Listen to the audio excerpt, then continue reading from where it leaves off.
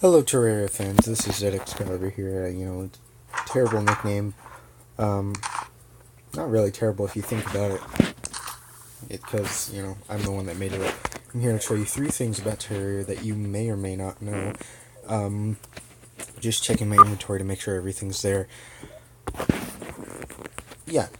First off, is what I call a battle arena. What I do is I take one heart statue, I take a button from the sides, and I place a bunch of buttons like crazy.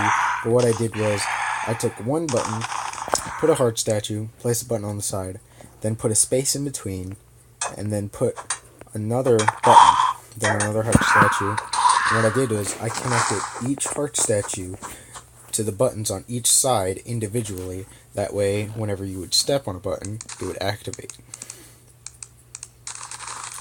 And if you run across, you can see that I'm basically just doing that for days.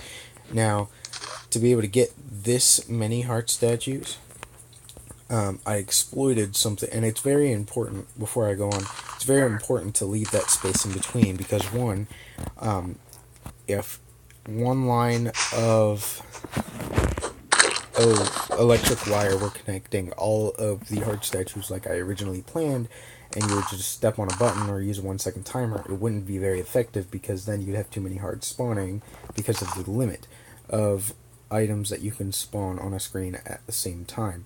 Now, another thing is I use gray pressure plates because with red pressure plates, enemies could step on them. I thought this would be a good idea because then enemies would be able to spawn hearts that I would be able to use from far away.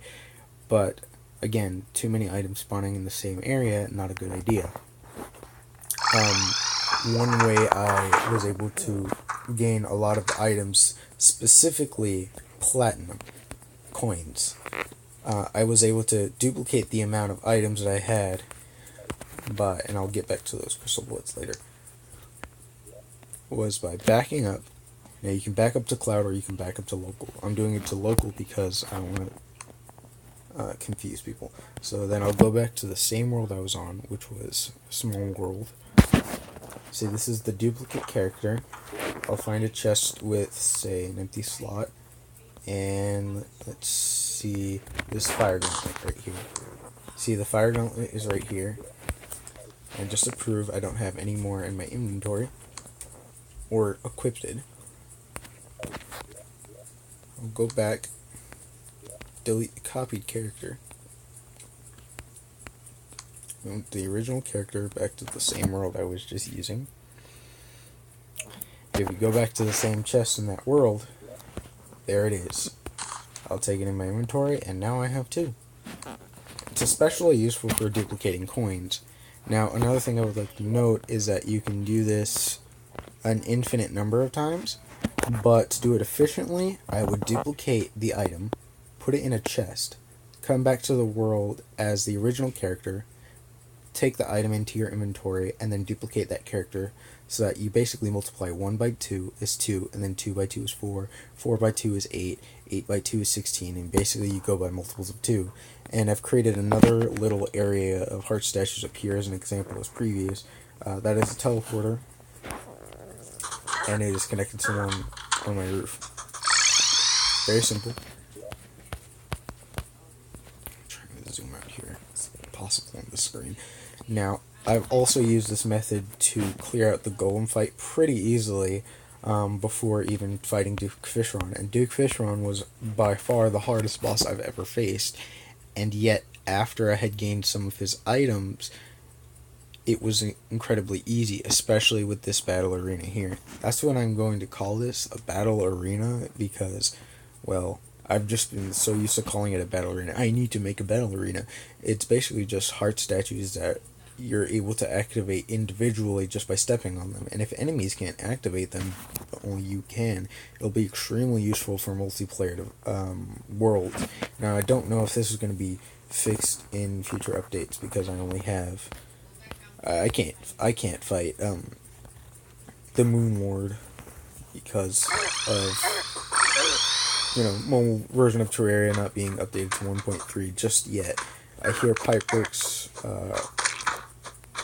I hear Solver Labs or 505 Gaming is what it was.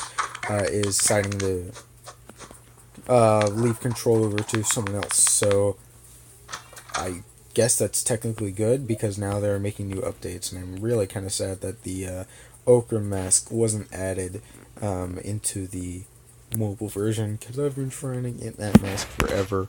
And I'd have to say this game. Another thing, crystal bullets. With this type of ammunition, or any specific type of ammunition, if you were to create a full 4-stack of, say, musket balls and get a lot of crystal shards and craft just about as much crystal bullet ammo or any type of ammo that you can, if you're lucky enough and you just hold a button, you would have a stack that is past the 999 limit. If you were to add these two stacks, say the 999 to the stack that's over 999, it wouldn't work. However, if you were to say with this stack, you were to separate one from the stack, if you couldn't add it back because technically you're going to fill this ammo to the max by taking from here and adding to here. Now you have a stack of 24,000 or whatever number it is, and technically full stack of 999. Now you could combine two stacks that are over 999, but you would be left with one stack of 999, and then the remainder would be in this other stack.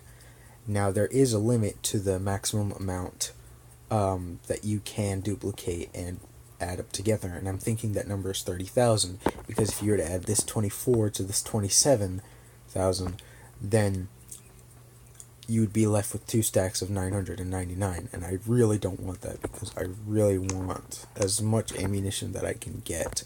And that's pretty much all I have to say for this video because it can get pretty confusing.